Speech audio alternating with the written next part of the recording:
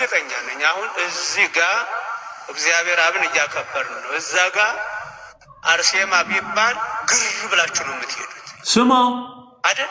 ስማ ግር ብላችሁ ነው የምትሄዱት። እርግጠኛ ነኝ። ኧረ ምን እየሆን ነው?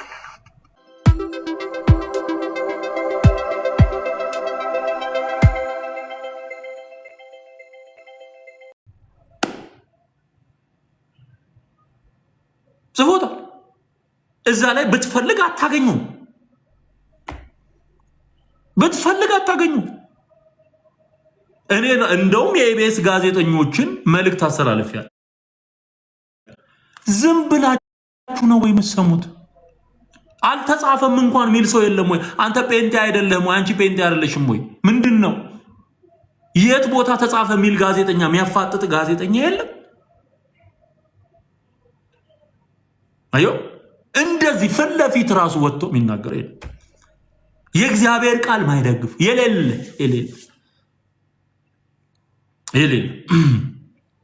ሌላው ኢትዮጵያን በሚመለከት የብዙ ሰዎች ቅዠት እደግመዋለሁ፣ የብዙ ሰዎች ቅዠት የሆነውን ንጉስ ቶ ወይም ደግሞ ቴዎድሮስ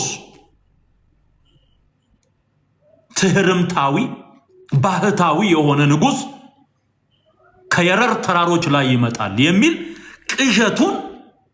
ቅዠቱን የብዙ ሰዎች ቅዠት በዘበነ አንደበት ተገልጧል። አቅርቤላችኋለሁ ከዚህ በፊት። ይሄ ማለት ነው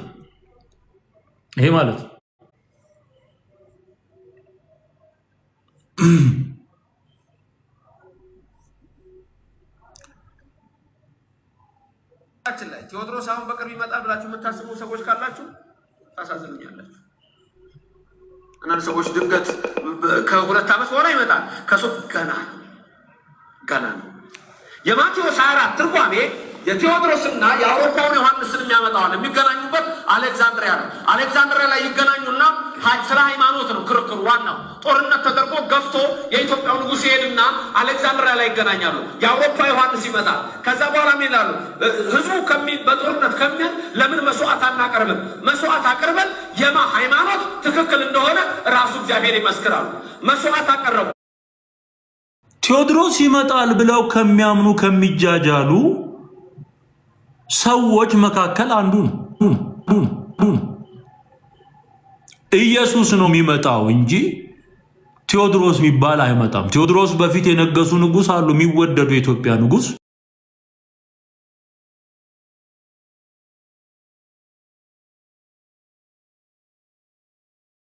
ሻምፒዮና፣ የተረት ተረት ሻምፒዮና ልድገምላችሁ አለ።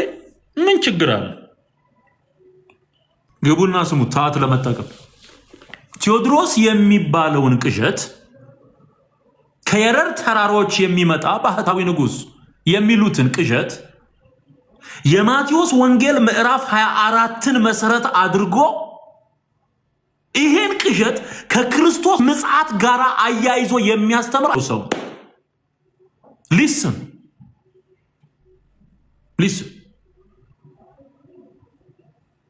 የጌታ የኢየሱስ ክርስቶስ ምጽአት ዳግመኛ ምጽአት አሌክሳንድሪያና ኢትዮጵያ ጋር ከነገሱ ነገስታት ጋር የተገናኘ አይደለም። በራሱ ጊዜ የሚሆን ነው። ቴዎድሮስ ብለህ የምትቃዠውም አይመጣም።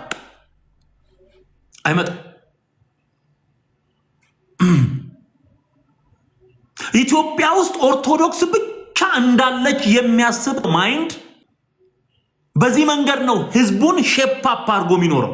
ምንም አይነት ነገር እንዳያይ ህዝቡን ገብቷል ሸፍኖ ጋርዶ የሚነዳ እግዚአብሔር ይገስጽ።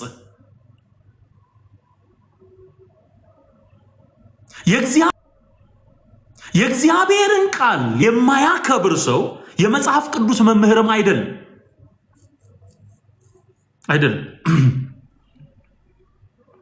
እግዚአብሔር ይገስጽ።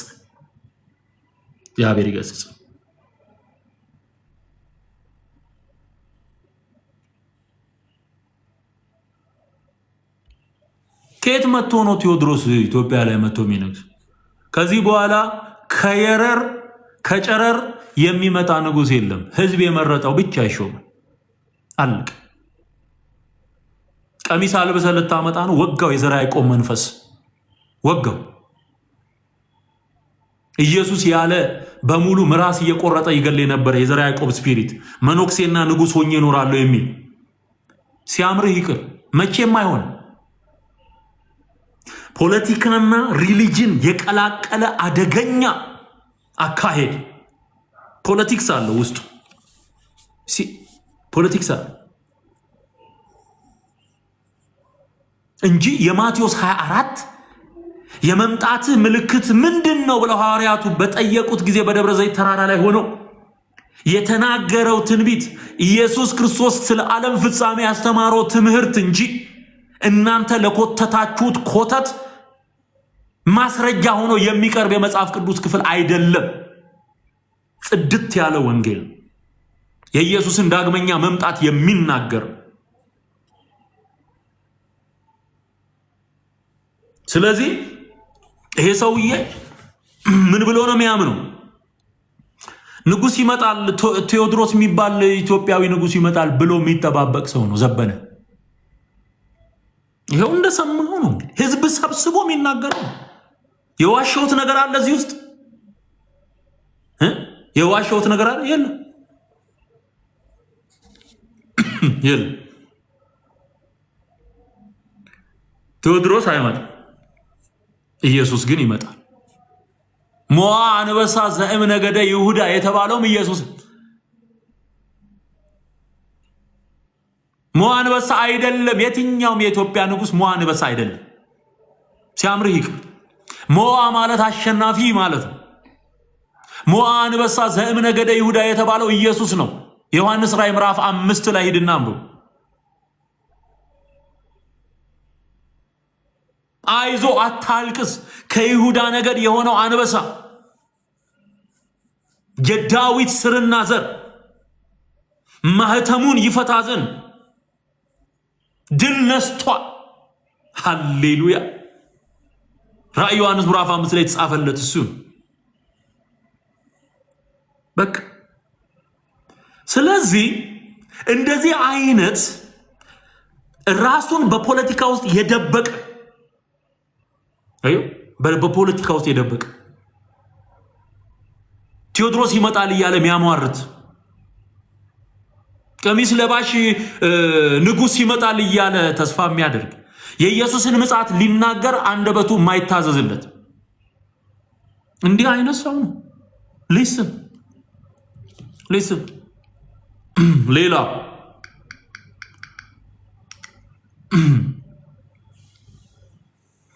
ይሄ ኢትዮጵያን ከእውነት በራቀና ከእውነት ጋር ምንም ግንኙነት በሌለው ትርክት ምኒልክ ብንረሳ ምላሳችን ከትናጋችን ጋር ይጣበቅ እያለ ሲናገር ተሰምቷል። ቅዳሴ በቀደስን ቁጥር ሁሉ ምኒልክ እናስብሃለን እያለ ሲናገር ሰምቷል። this is politics። በደም እንድታውቁት ትምህርት ማጣመም ብቻ አይደለም፣ ሌሎችም ጉዳዮች እንዳሉ እንድታውቁት እና ማርቆስ ኢትዮጵያዊ ነው ሲል ማርያም መታ ደብረ ብርሃን አካባቢ ምንድነው ደግሞ ባህር ዳር ጣና ሐይቅ ላይ በበርጩማ ልጇን አጥባለች ምናምን ሲል ይሄ የእንትን ጉዳይ ብቻ አይደለም፣ አደገኛ የሆነ የአጋንንት አሰራር ጭምር አለ። የአጋንንት አሰራር አለ። በዚህ ያበቃ። ከዛ ይነሱና ማርያም ዮሴፍ ኢየሱስን ይዘው በኡራኤል ክንፍ ላይ ተሳፍረው አለ። በኡራኤል ክንፍ ላይ ተሳፍረው መላው ኢትዮጵያን ዞረው ጎብኝተዋል።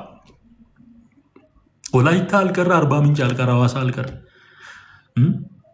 ደምቢዶሎ አልቀረ፣ ወለጋ አልቀረ፣ በዚህ በምስራቅ በኩል ድሬዳዋ አልቀረ፣ ሐረር አልቀረ፣ ምን አልቀረ። በኡራኤል ክንፍ ላይ ተቀምጦ በሙሉ እኮ ድሮን አድርገው ጨርሷቸዋል እኮ ሰዎቹንም መላእክቱንም ድሮን አድርገዋቸዋል። በቃ ዞረው ኢትዮጵያን ጎበኙዋል። የረሳው ምንድነው? ሲዋሽ አህያም አለ ብሎ ነበር። አብሮ ሲሰደዱ ወደ ግብጽ ሲሰደዱ አሁን ወደ ኢትዮጵያ የሚመጡበት ምንም አይነት አሰራር የለም። ዮሴፍ ከማርያም ጋር ተሰዶ ወደ ግብጽ ከወረደ ወደ ታች ወደ ኢትዮጵያ ይሄ ጂኦግራፊካሊ እንኳን አንድ የተማረ ሰው ሲናገር ጂኦግራፊካሊ አኪዩሬሲ መጠበቅ መቻል አለበት። አዮ በግብጽ በኩል ወደ ኢትዮጵያ የሚያመጣቸው ሱዳንን አቋርጠው ወደ ኢትዮጵያ በኤርትራ በኩል አቋርጠው ወደ ኢትዮጵያ የሚመጡበት ምንም አይነት አሰራር የለም። ምንም አይነት ሪዝንም የለም።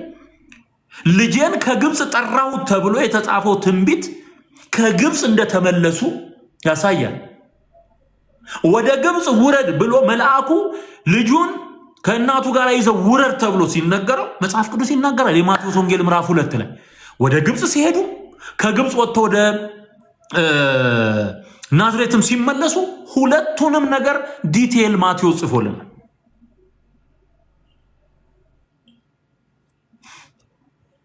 ሁለቱንም ጽፎልናል። እሱ ወደ ኢትዮጵያ መጡ። የተማረ ሰው ጂኦግራፊ ማወቅ መቻል አለበት። ባይብሊካል ጂኦግራፊን ማወቅ መቻል አለበት። ላይኑ ጉዟቸውን ማወቅ መቻል አለበት። አንብብ፣ ቁጭ በልና አንብብ፣ ተማር፣ ጂኦግራፊ ተመልከት። የት ቦታ ነው እንዲህ አይነት ንግርት ያለው? ወጋው የጠንቋይ መንፈስ፣ ወጋው የደብተራ መንፈስ። በአፍዝ አደንግዝ፣ በህዝብ አግዝ፣ በግርማ ሞገስ፣ በመስተፋቅር ይሄንን ህዝብ እየነዳችሁ ለተወሰነ ጊዜ ልትኖሩ ትችላላችሁ። እግዚአብሔር ያዋርዳል፣ አንድ ቀን ያዋርዳል። የት ቦታ እንዴት ሆኖ ነው ወደ ኢትዮጵያ ሊመጡ የሚችሉ? አይሆን። በኡራኤል ክንፍ ላይ ተሳፍረው ሲዞሩ ነበር። ያው በርጩማው እስካሁን አለ ይላል። ብዙ ነው። ከዛ እሱን ይናገርና አንድ ቀን ግብጽ እንደገቡ ማርያምና ዮሴፍ ህፃኑን ይዘው ግብጽ እንደገቡ ልመና ወጥቷል።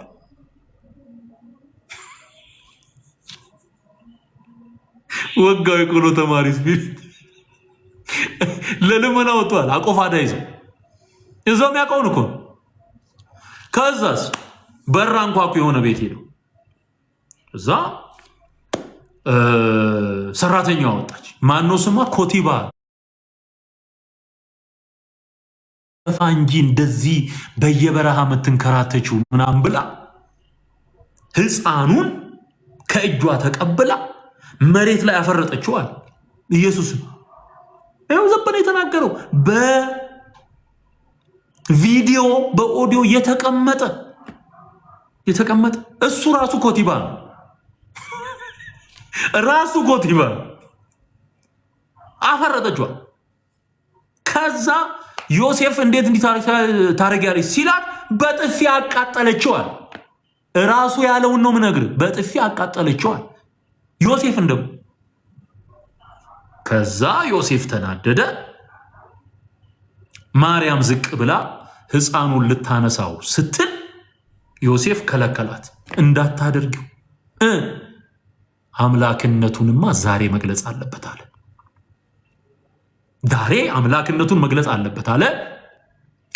በዚያን ጊዜ ኢየሱስ በእጁ ምልክት ሰጠ አለ። ዘበነ የሚናገረው ሙሉውን እንደውም አንድ ላይ አድርጌ እለቅልሃለሁ። ቆይ ሰሞኑ ሙሉውን አንድ ላይ አቀነባብሬ የዘበነ ተረቶች ከላይ እስከታች ብዬ እለቅልሃለሁ። ከዛ ምልክት ሲሰጥ ቤቱ ውስጥ ያሉ ዘመድ አዝማድ በሙሉ ወደ ጦጣነትና ወደ ዝንጀሮነት ተቀየሩ አለ። ከአንደበቱ የሰማነው ምን ላይ ተጻፈ? የለም። ከተጻፈው አትለፍ ሲል መጽሐፍ ቅዱስ የተጻፈውን ተጠቀሙበት። ከሌለ የለም። ምንም ያዘባርቅ ምክንያት የለም። በቃ ብናድር አንጨርሰውም። እሱ የተናገራቸውን የስተት የተረት መዓቶች አትጨርሰው። ከሁሉ በላይ የመጨረሻ እንደው እንደ መዝጊያ መናገር ስለምፈልግ የአብርሃም በሬ በቃ እኔ ሆዴ እስኪነፍር ድረስ የሳኩብ ስንት ሙሉ ትዝ ይላችሁ እንደሆነ እዚህ ውስጥ ያላችሁ አቅርቤው አረ በጌታ በኢየሱስ አብርሃም ከጠቦቶቹ መካከል የሰባውን መረጠ አለ። ደግሞ ኮስተር ብሎ አለ የሚያወራው መረጠ። እሺ ለስላሴ ሰዋል አረደዋል። ያንን በሬ አረደው። አርዶት ስላሴን ሊያናግር ዞር አለ። ይኸው እንግዲህ ቪዲዮ አለ። ከዛ አብርሃም ስላሴን አውርቶ ዞር ሲል በሬው ቆሟል አለ።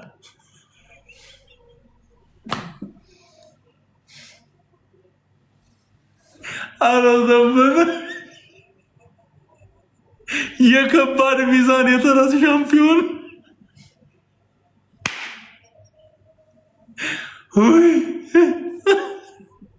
እንደው እኔ ዘመነ ባይኖር በዚህ ዘመን የሚያስቅ ነገር ላይኖር ይችላል። እኔ ይህን ያህል ነው ማስበው። እቲነችና ኧረ በጌታ በኢየሱስ እውነት ይመስለዋል እኮ ሰው።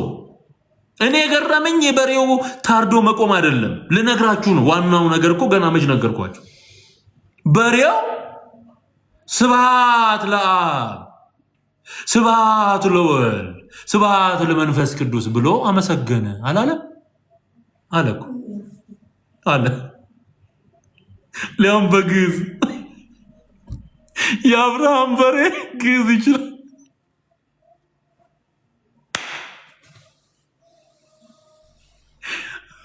እነዚህ ሰዎች ነገር እኔ ብተው ነው የሚሻለኝ፣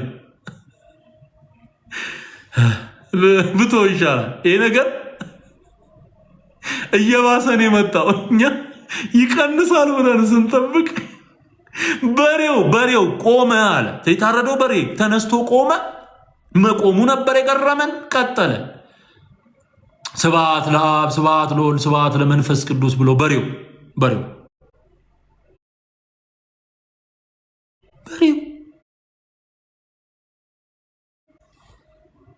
ከዛስ ህዝቡስ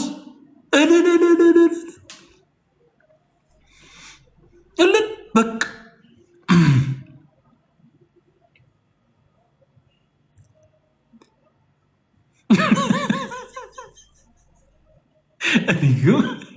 እና ይሄንን ነው እንግዲህ የከባድ ሚዛን የተረት ሻምፒዮን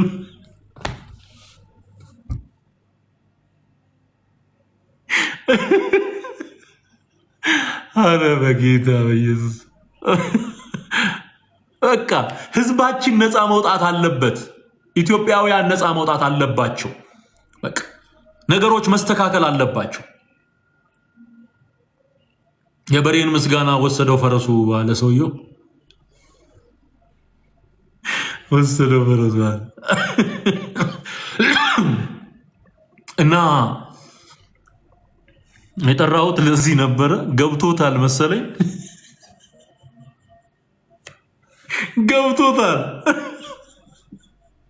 አይ ሰውዬ ሊያዋርደኝ ነው። ይሄ ሰውዬ እያንዳንዱ ከዚህ በፊት የሳቀበትን በሙሉ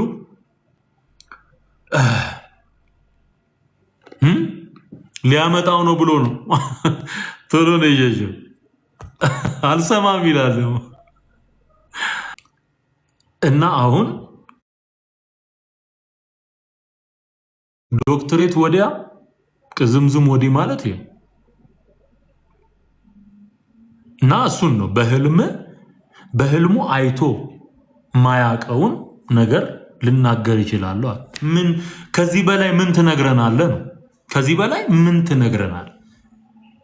የአብርሃም በሬ ብሎ መጽሐፍ ቅዱስ የሚለው እኮ በሬ አይደለም በግ ነው የሚለው። በሬ ጋር ችግር የለባቸው። በሬውን በጉን በሬ ማድረግ በሩን ራስ በር በሴት አንቀጽ አደረጉ። ለማርያም ብለው በሴት አንቀጽ አድርገዋል። ይህ በር ተዘግቶ ይኖራል፣ የሰራዊት ጌታ እግዚአብሔር ገብቶበታልና ተዘግቶ ይኖራል የሚለውን እዚያውን ሕዝቅኤል ምዕራፍ 44 ላይ ያለውን ቃል ይቺ በር ብለው ቀየሯት። ይቺ በር አሁን በአዲሱ የኦርቶዶክስ መጽሐፍ ቅዱስ የሚሊኒየሙ የሚባለው ባለ ሊፕስቲኩ ተብሎ የሚጠራው መጽሐፍ አለ። እሱ ይቺ በር ተዘግታ ትኖራለች ብለው የበር ጾታ የሚቀይሩ ሰዎች ነው። በር ጾታ አለ ወይ እንዳትሉኝ እንጂ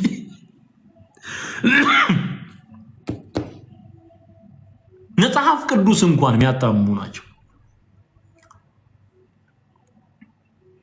ስለዚህ ከዚህ በኋላ ማንም አሁን ለምሳሌ በዚህ መጽሐፍ ቅዱስ ስለ ታቦት መነጋገር ይቻላል ወይ ስትል፣ በዚህ መጽሐፍ ቅዱስ ስለ ታቦት መነጋገር ይቻላል። ስለ ኢትዮጵያ ኦርቶዶክስ ታቦት ግን መነጋገር አይቻልም። ሊስን ከዚህ በኋላ ማንም ለጥሪ ራሱ እንዳይነሳ ነው ይሄን ምነግር እንዳይነሳ። በዚህ መጽሐፍ ቅዱስ በእግዚአብሔር ቃል መሰረት በ39ኙ የብሉይ ኪዳን መጻሕፍት እና በ27ቱ የአዲስ ኪዳን መጻሕፍት ስለ ቃል ኪዳኑ ታቦት መነጋገር ይቻላል። ስማ፣ ስለ ቃል ኪዳኑ ታቦት ሙሴ ስለተቀበለው እግዚአብሔር ራሱ ስላዘዘው ጉዳይ መነጋገር ይቻላል። ነገር ግን የኦርቶዶክስ ታቦት ተብሎ 4 ማዕዘን ሰዎች ተሸክሙ፣ ይሄ ከኋላ የምትመለከቱ እኔም ሲሸከሙ እንደኖርኩኝ፣ ይሄን በሚመለከት ግን መጽሐፍ ቅዱስን መሰረት አድርጎ መነጋገር አይቻልም። ለምን? ይሄ መጽሐፍ ቅዱስ ይሄንን የኔ የተሸከምኩትን የኦርቶዶክስ ታቦት ተብሎ የሚጠራውን ቅርጽ አያውቀው። ሃሌሉያ! አያውቀው። ፈልገህ አታገኘውማ። እዚህ ውስጥ ይሄ ታቦት ብሎ የሚሸከሙት ነገር የለም። የት ቦታ ጴጥሮስ ነው ያለው? ጳውሎስ ነው ያለው? ኢየሱስ ነው የተናገረው? ማን የትኛው ሐዋርያ አለው? የትኛው ክፍል ላይ ተጻፈ? እዚህ ውስጥ የሌለን ነገር በዚህ ልታስረዳን አትችልም። ስለዚህ ጠቅልለት ይዘዋለ በሟርትና በጥንቆላህ ልታስረዳ ሞክር፣ ከተሳካል። በእግዚአብሔር ቃል ግን እኔ አሁን የተሸከምኩትን ይህንን የኦርቶዶክስ እዚህ በምስሉ ላይ የምትመለከቱትን ከመጽሐፍ ቅዱስ ጥቅስ ፈልገ ልታገኝለት አትችልም። አያውቀውም። ባይብል የማያውቀው ጉዳይ ነው። ሌላው ታቦትን በሚመለከት የኢየሱስ ስም አለበት የሚል ነገር እየተናገሩ፣ የኢየሱስ ስም አለበት። በተለይ ሰንበት ተማሪዎቹ እነዚህ ጸበል ቀጂዎቹ እሱ ነው ሰሞኑን የሚናገሩት። የኢየሱስ ስም ስላለበት እንሰግዳለን ይላል። ከየት አመጣህ እንዲህ አይነት ትምህርት? ያጋንን ትምህርት ነው። ለምሳሌ እዚህ መጽሐፍ ቅዱስ ውስጥ የኢየሱስ ስም በተደጋጋሚ ተጽፏል። እዚህ መጽሐፍ ቅዱስ ውስጥ የማስብ የጌታችን የኢየሱስ ክርስቶስ ስም እንደውም ከተጻፉት ውስጥ አንዱ በዚህ ምክንያት እግዚአብሔር ያለ ልክ ከፍ ከፍ አደረገው፣ ከስም ሁሉ የሚበልጠውን ስም ሰጠው። ይህም በሰማይና በምድር ያሉት ሁሉ ለኢየሱስ ክርስቶስ ስም ይንበረከኩ ዘንድ ነው። ፊልጵስዩስ ምዕራፍ 2 ከቁጥር 9 ጀምሮ። ኦኬ፣ አሁን ይሄንን ጥቅስ ይጠቅሳሉ። ታቦቱ ላይ የኢየሱስ ስም ስላለ ልንሰግድለት ይገባል። እዚህ ላይ ግን ፊልጵስዩስ ምዕራፍ 2 ቁጥር 9 ጀምሮ ቁጥር 10 ላይ ቁጥር 11 ላይ ተገለጠው በእንጨትና በድንጋይ ላይ የኢየሱስ ስም ቀርጸህ ተሸክመህ እየወጣ እየተጎነበስክ ስገድ የሚል አለ ወይ? የለም። አሁን ለምሳሌ እንዳልኳችሁ እዚህ መጽሐፍ ቅዱስ የኢየሱስ ስም አለ። ይሄ መጽሐፍ ቅዱስ ግን የኢየሱስ ስም ስላለበት ብለን አንሰግድም። ለዚህ መጽሐፍ ቅዱስ አንሰግድም። ምክንያቱም ስግደት አምልኮ የመፈጸሚያ የመጀመሪያው ጉዳይ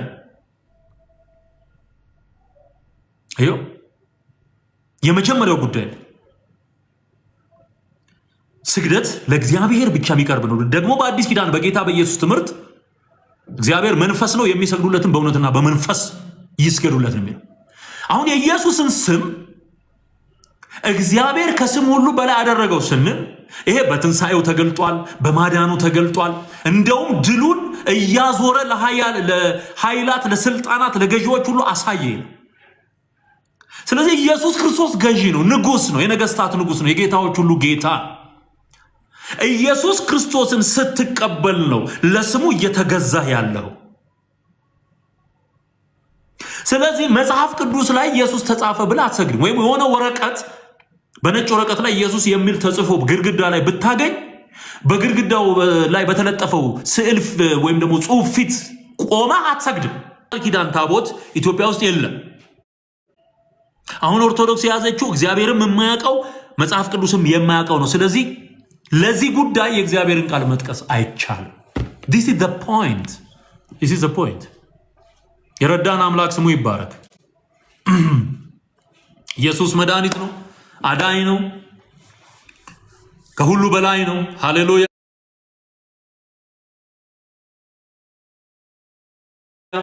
የቤተክርስቲያን ራስ እሱ ነው። እስከሚመጣ ድረስ የምንጠባበቀው የቤተክርስቲያን ሙሽራ እሱ ነው። ክብር ለእግዚአብሔር ይሁን። በደሙ ያጠበን፣ ያነጻን፣ የቀደሰን ክርስቶስ ኢየሱስ ነው። ሌሎች አዳኝ የተባሉ ምድራችንን የሞሉ አማልክት በሙሉ አያድኑ።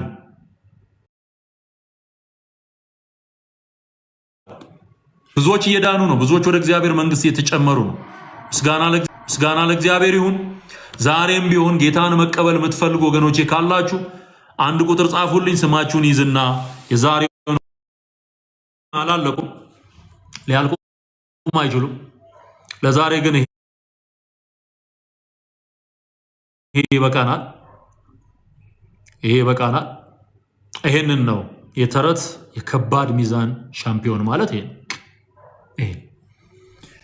ስለዚህ የሚሻለው ምንድን ነው? ለዘበነም አራት አይና ሊቃውንት ለሚባሉትን ከነሱ ልጀምርና እሺ ሪኮግናይዝ ስለሚደረጉ አራት አይና ሊቃውንት የሚባሉት በመጽሐፍት ቤት በዜማ በቅኔ ቤት ምናምን አለፉ የሚባሉት ካባ ለባሾች እነሱ እንደዚህ ደግሞ ሐሰትን እያጭበረበሩ የእግዚአብሔርን ቃል እየሸቀጡ የሚናገሩ እንደ ዘበነ አይነቶቹ ደግሞ ጸበል ቀጂ የሆኑ የሰንበት ተማሪ የሆኑ እዚህ ግቡ የማይባሉ ደግሞ ሰዎች አሉ።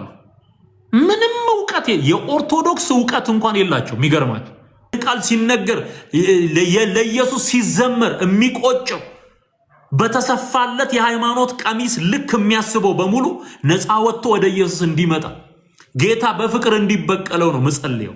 በእውነቴን ነው ምነግራችሁ። በጌታ ፊት ነው የምናገረው። ሲንከባለል ማየት በቃ ብዙ ሰው እየዳነ እነዚህንም በቃ እግዚአብሔር ገላግሏቸው ከዚህ ሸክም ነፃ ወጥተው በቃ ዘበነ ድኖ ማየት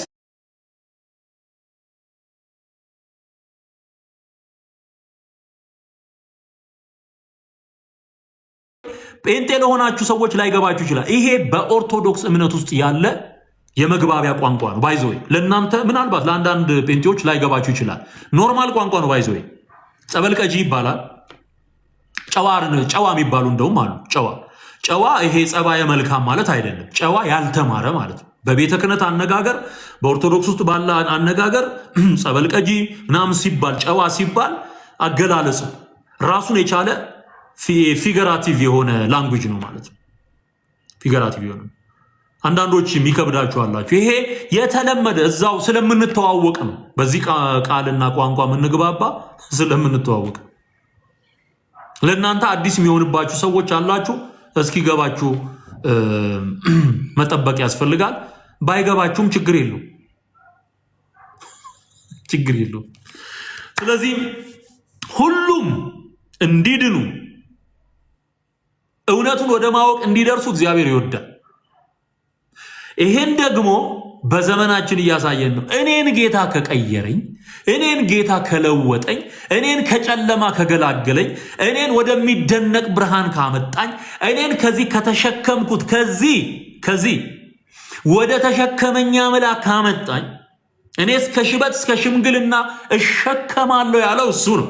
ወደ እርሱ ካመጣኝ አንተን እንዴት አይለውጥህም?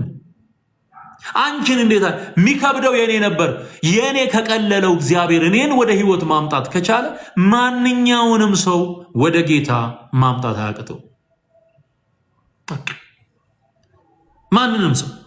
ስለዚህ አንቺ ኦርቶዶክሳዊ፣ አንተ ኦርቶዶክሳዊ ወደ ክርስቶስ ኢየሱስና ሃይማኖት አያድንም፣ በእምነት ግን ትድናል። ኢየሱስን በመቀበል ግን ትድናል። እወዳችኋል። የምጠላው ሰው የለም። በሕያው እግዚአብሔር ፊት ነው የምናገረው። የምጠላው ሰው የለም።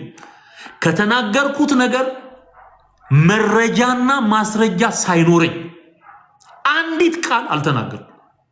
ያቀረብኩት ነገር በሙሉ እውነት ነው፣ ታንጀብል ነው፣ ኤቪደንስ አለኝ።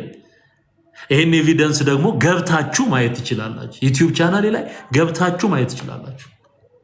ገብታችሁ ይሄ ነው እውነታው። ስለዚህ ሃይማኖት አያድንም፣ በኢየሱስ ማመን ግን ያድናል። ሃሌሉያ ሃሌሉያ ሃሌሉያ። ይህንን እውነት እግዚአብሔር ያብራላችሁ። ኢየሱስ ብቻውን ያድናል። ያለ ረዳት ኢየሱስ ብቻውን ያድናል። አሁን ሰሞኑን አቡነ ኤርሚያስ የሚባሉት ደግሞ ድንቅ ነገር ተናገሩ። ምን አሉ? ግንዱን ትታችሁ ቅርንጫፉ ላይ አትንጠልጠሉ አሉ። አትንጠልጠሉ። ቅርንጫፎቹ ቅዱሳን ሰማዕታት እኛ ነን አሉ። ዋናው ግንዱ ኢየሱስ ነው አሉ። ከግንዱ የተለየ ሁሉ ይጣላል ወደ እሳት ነው የሚለው ቃሉ። አሁን ብዙዎች ኦርቶዶክሳውያን የተንጠለጠሉት ቅርንጫፎቹ ላይ ነው። ግንዱን አያውቁትም አሉ። በግልጽ ተናገሩ። አያውቁትም ግንዱን አሉ። አያውቁትም። ኢየሱስን አያውቁትም ማለት ነው። ኢየሱስን አያውቁትም ማለት ነው። ወገኖች ይሄ ነው እየተነገራችሁ ያለው።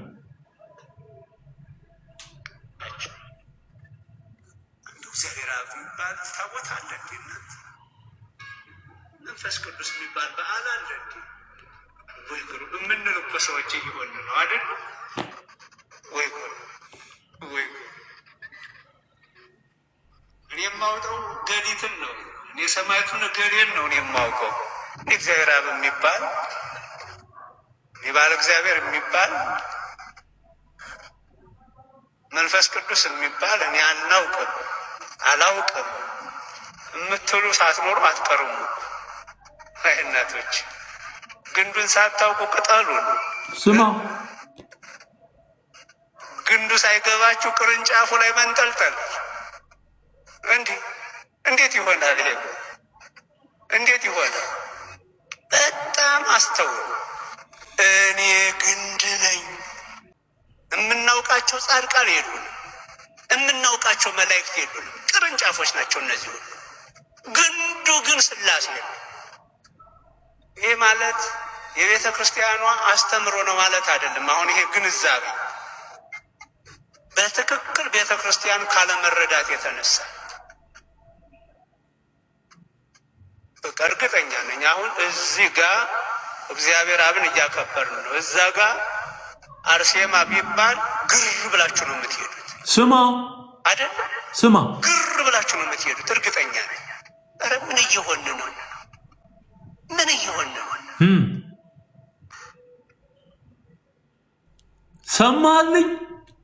ሰማህልኝ ወይ?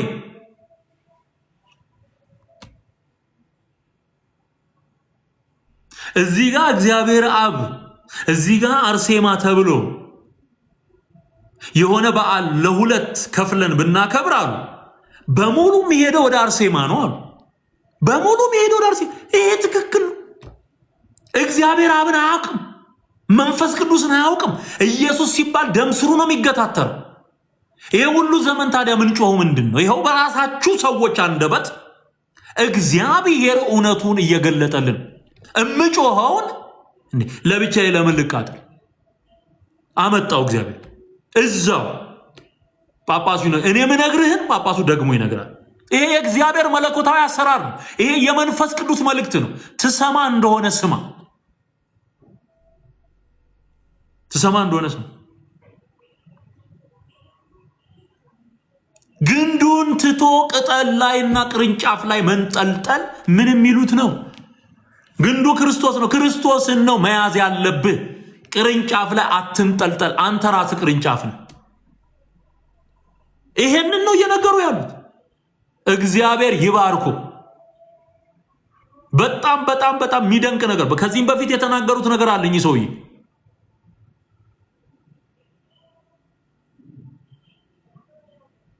ኢየሱስን አያውቅም ሰው። የሚገርማችሁ ወደዚህ ወደ 41 ምናምን የሚባል ኢየሱስ የሚባል አካባቢ ተጠርተን ሄድን። ኢየሱስ በዓል ተብሎ ያኔ ማለት ነው ከዛሬ 17 ነው ምናምን ዓመት በፊት። ከዛ ሰው የለም። ጌታ ምስክሬ ነው የምነግራችሁ፣ ሰው የለም። ግቢው ውስጥ የማርያም ደግሞ ተብሎ ሌላ ቤት ተሰርቷል። ግቢ ውስጥ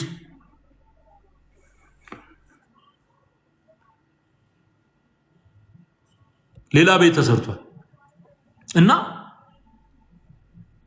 በወሩ ደግሞ እዛ ተጠራ።